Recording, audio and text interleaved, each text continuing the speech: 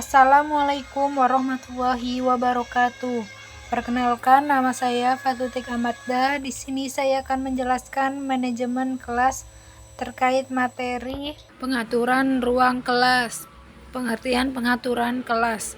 Pengaturan dapat pula diartikan dengan pengelolaan. Menurut Kamus Bahasa Indonesia, kalimat ini berasal dari kata manajemen yang berarti penyelenggaraan, perseorangan, berpasangan, kelompok, atau klasikal.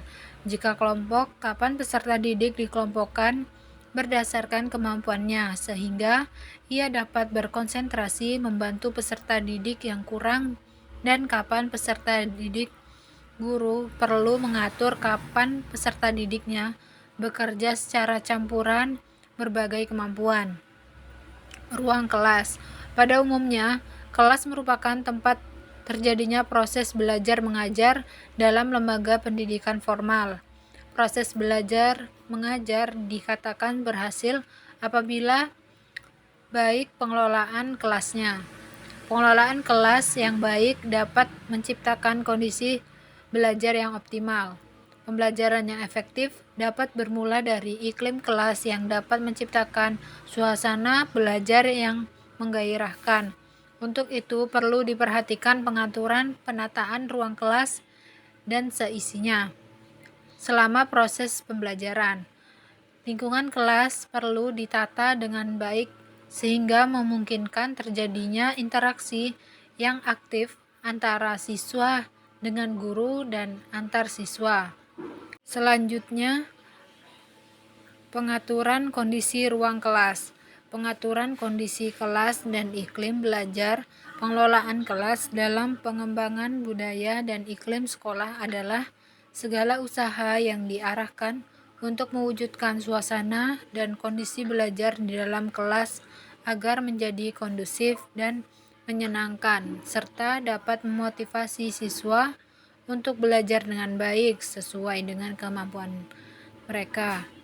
Lingkungan belajar yang memberi kebebasan kepada anak untuk melakukan pilihan-pilihan akan mendorong anak untuk terlibat secara fisik, emosional, dan mental dalam proses belajar, dan karena itu akan dapat memunculkan kegiatan-kegiatan yang kreatif sampai produktif.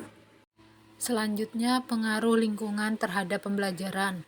Lingkungan sekolah merupakan tempat belajar kedua setelah lingkungan keluarga.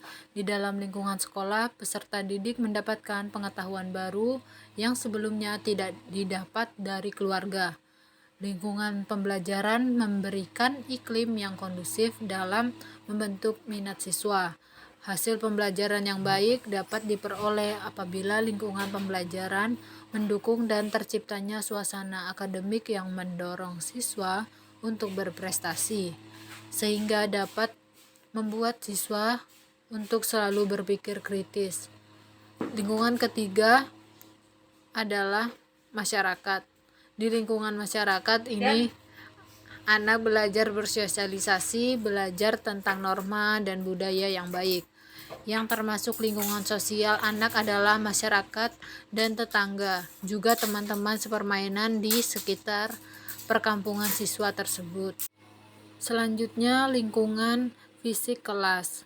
Lingkungan fisik dalam hal ini adalah lingkungan yang ada di sekitar siswa belajar, berupa sarana fisik yang ada di kelas.